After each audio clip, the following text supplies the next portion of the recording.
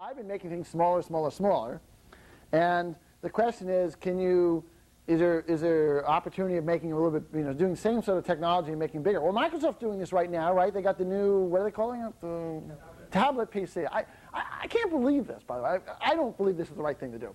I think it's a mistake. But I can't believe Microsoft's making this mistake. They did this already. I mean, what are they got amnesia or something, because they did Windows for pen computing in 1990, and it was a total failure, and they're doing it again right now. No, I'm not a believer in that. First of all, portable, people really want to carry things around on them.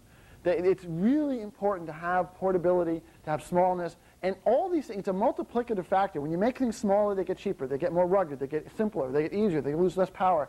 Because all these things wrap up together, that smallness is better.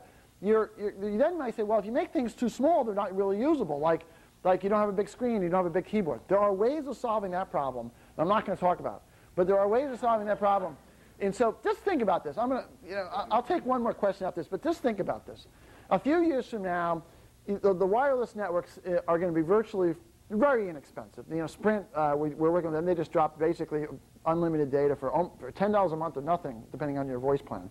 And these networks are going to become megabit or greater networks. So you're going to have a T1 line into your pocket, very low cost.